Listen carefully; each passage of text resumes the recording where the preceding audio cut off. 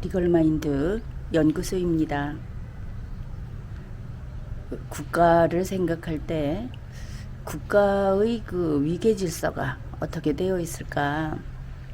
우리가 다 알고 있다고 생각하면서도 막상 그 순서를 한번 정해보자고 하면은 이게 먼저일까?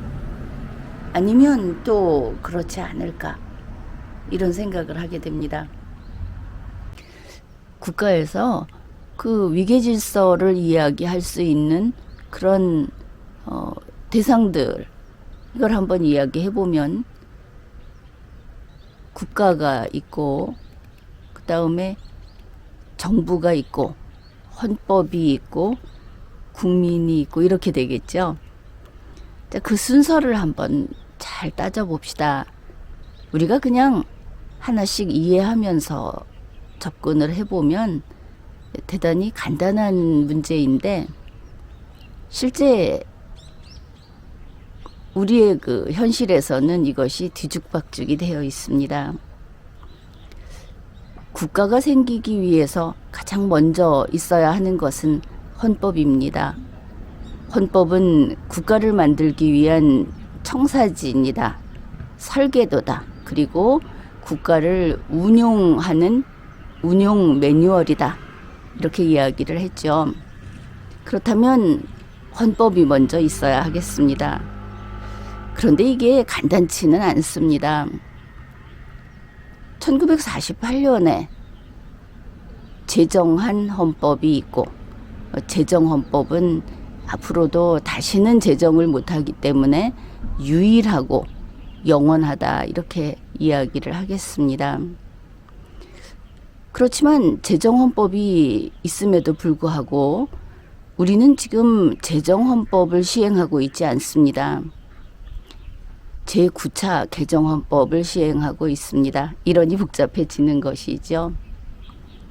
그게 우리나라의 그 헌법 개정 제도가 잘못돼서 그런데, 미국처럼 최초의 제정헌법을 두고 그것을 그대로 두고 수정을 해나가는 방식으로 했더라면 지금처럼 전부 개정이니 아니면은 정부 형태를 바꿔버리는 개정이니 이런 것이 애초에 불가능해지는 겁니다.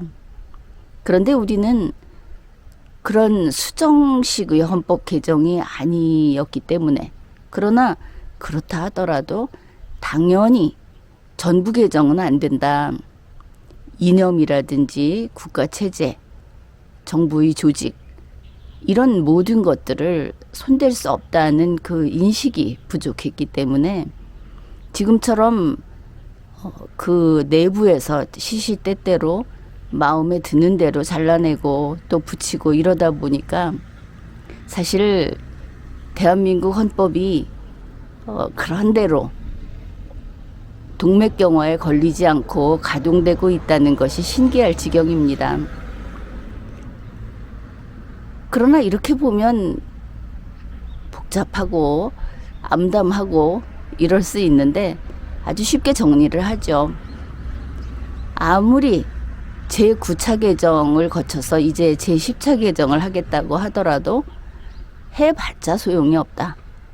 원칙은 원칙이고, 그리고 세상에 처음으로 헌법이 존재하게 했던 건국헌법의 기본 틀은 개정헌법으로 깨뜨린다고 해서 깨어지는 것이 아니다. 이제 이것만큼은 우리 모두 이걸 믿고 들어가면 그때부터 아주 쉽게 정돈이 됩니다. 그래서 헌법은 우리가 알다시피 1, 2, 3, 4 이렇게 여러 차례 개정을 했고, 또 제10차 개정도 할 수도 있고, 이렇다 하더라도 그 모든 헌법은 개정헌법으로서 제정헌법인 건국헌법 밑에 있다. 건국헌법을 깨뜨리는, 건국헌법을 무너뜨리는 개정헌법은 그것이 무효화될 수 있는 그런 명분이 있고, 그 헌법을 원래 상태로 돌이키는 것은 주권자의 권능이다. 이렇게 볼 수 있겠습니다. 그러니까 현행 헌법은 시행이 되고 있지만 건국헌법 밑에 있다. 아니, 그러면 건국헌법에서 수출은 국유를 한다, 국가가 관장한다고 한 이런 건 어떻게 할 것이냐. 바로 그런 것들이 수정헌법이라는 그런 방식에서도 허용되는, 시대에 따라서 주권자가 뜻을 같이 하는 개정사항이 바로 그런 경우에 되는 겁니다. 그러나 우리 헌법 개정은 번번이 대통령을 몇 번 하느냐, 대통령을 누가 뽑느냐, 국회의원은 어떻게 해서 숫자를 늘리느냐, 이런 것들로 개정을 해왔던 것을 우리가 알고 있죠. 손대서는 안 되는 조직, 그 조직 자체를 건드려 왔다, 그런 이야기입니다. 자, 헌법은 건국헌법 밑에 있는 그 이후 개정 헌법이다. 따라서 건국헌법이 규정을 한 자유민주주의라든지 국민주권주의라든지 하는 이런 것들, 헌법주의라든지 하는 이런 모든 것들은 바꿀 수 없다 하는 겁니다. 국회에서 개헌 절차법 이런 걸 만들어서 자기들이 법에 따라 했다고 해봤자 법은 헌법 아래에 있기 때문에 그 자체가 헌법 위반에 지나지 않는 거다. 주권자인 우리 국민들은 좀 자신감을 가지고, 그리고 주인으로서 제대로 목소리를 낼 필요가 있는 겁니다. 헌법의 순서가 이렇다. 그럼 헌법 밑에 무엇이 있는가? 헌법 밑에 현재의 국민, 우리들이 있습니다. 현재의 국민 하니까 그러면 국민이 현재 아닌 국민도 있느냐 이럴지 모르겠는데, 잘 생각해 보면 1948년 5월 10일 그때부터 지금까지 이 세상에 태어났다가 세상을 떠나고 한 이런 모든 사람들이 우리의 국민인 것이 맞습니다. 그 중에 오늘날 투표를 하고 선거를 하고 또 주권자로서의 목소리를 내고 하는 이 시대, 현재라는 시간에 있는 우리가 바로 현재의 국민입니다. 그러니 현재 무슨 일인가 일어나고 창조라든지 발전이라든지 하는 모든 것은 매 시대마다 현재라는 시간에 이루어졌던 것을 알 수 있죠. 그 다음에 헌법 다음에 국민 다음에 그 다음에 국가가 나옵니다. 국가도 현재의 국가. 그러면은 원래의 국가는 그거야 뻔한 것이죠. 75년의 헌정사, 그동안 매번 국가가 있어 왔고 그 헌정사 아래에 지금의 국가가 존재하는 겁니다. 그 다음에 그 밑에 정부가 있습니다. 우리가 그 삼권 분립 그래갖고 집행정부, 또 입법정부, 사법정부, 흔히 정부, 국회, 법원이라고 하는 이 세 개가 삼권 분립이다, 이렇게 이야기를 했습니다. 그래서 그 셋은 서로 견제와 균형을 이루고 있고 대등하다, 늘 그렇게 이야기를 했죠. 이제 그게 전체의 흐름에서 보면은 단지 그것만 알아서는 안 된다 하는 이야기를 하겠습니다. 정부는 삼권 분립입니다. 그런데 이제 순서를 쭉 정해봤죠. 국가가 헌법 밑에 현재의 국민, 현재의 국민 밑에 현재의 국가, 그 아래에 현재의 정부, 이렇게 볼 수 있는데, 삼권 분립은 정부 차원의 원칙입니다. 정부에서 한 단계 위로 올라가 봅시다. 국가. 현재의 국가가 삼권 분립으로 대등하게 세 조각으로 나뉘어서 견제와 균형을 이루면 되겠습니까? 그건 안 될 일이죠. 바로 국가 차원으로 이 네 개의 위계 질서 중에 밑에서 두 번째로 올라가는 순간 우리나라는 3권이건 2권이건 허용이 되지 않습니다. 단지 하나, 통일된 하나로서 존재할 뿐입니다. 분립은 용납이 안 된다. 일심동체여야 한다.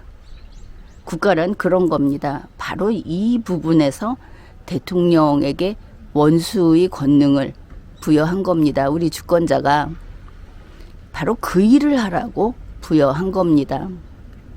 이렇게 보면은 우리나라가 왜 이렇게 나뉘어서 이게 민주주의다 하면서 나뉘어서 논쟁을 하고 극한 대립을 하고 하면서 이 국가가 좌충우돌했던 그런 것들이 이제 보니 이걸 몰라서 그랬구나. 그것을 알 수 있죠. 바로 이런 면에서 국민과 국가의 그 첫 번째 부하, 첫 번째 일꾼은 대통령이다. 이렇게 이야기를 하는 겁니다.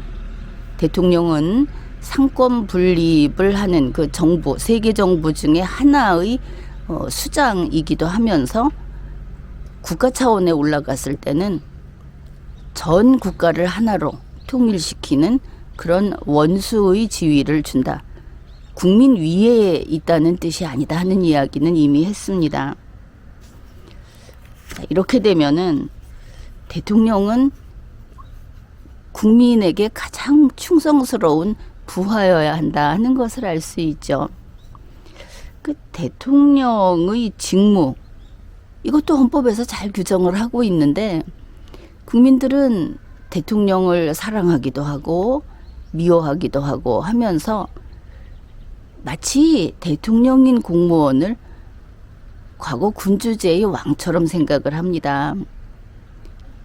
현명한 왕이 돼줬으면, 또 자상하고 인자한 잘 베푸는 왕이 돼줬으면, 이런 그야말로 시대착오적인 기대를 하는 겁니다. 대통령의 직무에 대해서 우리의 건국헌법 제54조에서 이렇게 규정을 합니다. 국헌을 준수하며, 헌법을 준수한다 하는 겁니다. 국민의 복리를 증진하며 국가를 보위하는 이런 것이 대통령의 임무다. 그러면 헌법을 지키고 그리고 국가를 보위한다. 아주 중요한 것이고, 그렇구나. 네 개의 그 우리 국가라는 것에 따라서 수립이 돼 있는 위계질서, 거기에서 맨 밑에 정부, 그 위에 있는 국가라는 데 이르면 바로 대통령이 그 책임이, 대통령의 책임이 이렇게 무겁구나. 그것을 알 수 있습니다. 현행헌법은 제66조 제2항에서 규정을 합니다.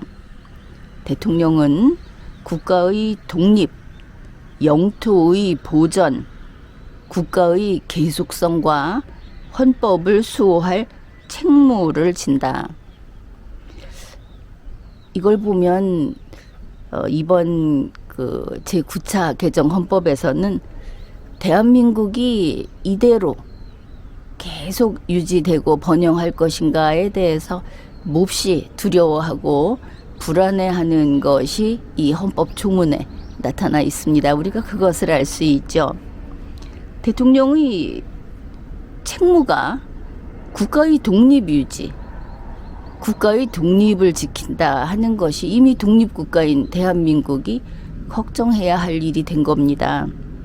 영토의 보전, 지금도 독도를 떼어가겠다고 하고, 또 중국은 중국대로 우리 땅을 떼어가겠다고 하고, 김정은이도 그렇게 하고 있고, 이 영토의 보전이라고 하는 것은 우리에게는 한시도 우리 곁을 떠나지 않고 있는 위협이고 반드시 우리가 지켜야 할 그런 것이기도 합니다. 그러니 헌법에 규정을 한 겁니다. 그 다음에 국가의 계속성도 넣어놨습니다. 이거 나라가 망할 수 있다는 거냐? 오늘날에는 어이없게도 과거처럼 전쟁에 패배해서 국민의 마지막 한 사람까지 다 죽어버려서 나라가 없어지는 그런 경우가 아니고, 단지 돈 때문에 파산해서 국가가 망하기도 한다. 그런 시대입니다.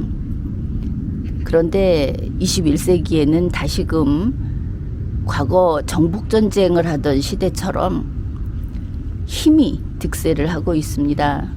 전쟁이 여러 곳에서 벌어지고 있고, 그래서 우리 헌법 제66조 제2항에서 국가의 계속성을 규정해 놓은 것은 그 어느 때보다도 우리가 절감하는 그런 대통령의 책무라고 하겠습니다.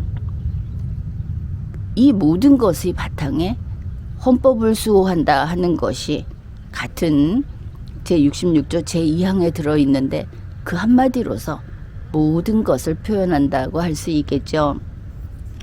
그런데 이 책무라고 하는 것은 임무, 의무하고 다른 거다 이런 식으로 그야말로 그 책상 앞에 앉아서 말로만 푸는 이런 종래의 풀이가 있었습니다. 그런데 이 책무가 무슨 뜻인가 하면은 대통령이 하는 그 많은, 대통령은 일을 참 많이 하죠. 그 많은 공무 수행의 최종 목표, 필수적인 의무, 그게 바로 책무입니다. 책무는 꼭 해야 하는 것은 아니고 하면 좋고 이런 식으로 풀이해 놓은 것은 이제 잊어버리도록 하십시오. 그것은 옳은 풀이가 아닙니다. 헌법을 지키는 것이 첫째 의무다. 헌법을 지키는 첫 번째 우리 공무원, 국민의 일꾼은 대통령이다. 이렇게 이야기를 했는데 그것은 아주 간단 명료한 뭐 설명이 필요 없는 이야기입니다. 왜냐하면 헌법을 못 지키면 나라가 망하니까. 그래서 현행헌법 제66조 제2항에서는 대통령은 국가의 계속성과 헌법을 수호해야 한다. 이렇게 규정을 하고 있는 겁니다. 국가의 계속성. 나라가 망하지 않아야 한다. 나라가 흥해야 한다. 우리는 그것을 당연시하면서도 나라가 어느 순간에도 망해버릴 수 있다. 물론 거기에 국민이 역할을 합니다. 국민의 책임이 큽니다. 그러나 그러한 위기를 막는 일, 그걸 하라고 대통령에게 우리 국민은 많은 것을 내주고 있습니다. 지금 보면 헌법 개정은 그리고 헌법을 깨트리고 무너뜨리고 하는 것은 선거를 위해서 어느 부분은 양보하고 정치 세력이 나뉘어서 서로 흥정하고 다투고 우리가 보기에는 그런 이야기들이 들려오는데 이건 그런 문제가 아니다. 헌법을 지킨다. 75년 헌정사를 지킨다 하는데 어째서 의견이 나뉘는 거냐. 이게 1, 2, 3, 4단계 국가의 그 위계 질서에서 마지막 네 번째 정부 단계에서 이들이 지금 일을 망치고 있는 거다 하는 겁니다. 거기에서 한 단계 올라서야 한다. 한 단계 올라서야 국가를 지키고 거기에서 또 올라설 때 국민을 지키고 거기에서 다시 올라설 때 헌법을 지키는 거다. 이렇게 되는 겁니다. 그래서 대통령이 내가 좋아하는 정치 세력 그런 사상을 추구하는 사람이냐 아니냐 이런 이야기를 하기에 앞서서 대통령이란 그저 하나의 대한민국 누가 뭐라고 해도 이 나라를 망하지 않게 그리고 주권자인 국민의 뜻을 따르게 헌법을 지키게 하는 그 일을 해야 하는 공무원이다. 이런 뜻입니다. 대통령을 비판할 수도 있고 지지할 수도 있지만 그가 왜 그 자리에 있는가, 우리의 헌법은 어떻게 규정하고 있는가 하는 것을 잘 알아야 하겠습니다. 지금까지 리걸마인드 연구소였습니다.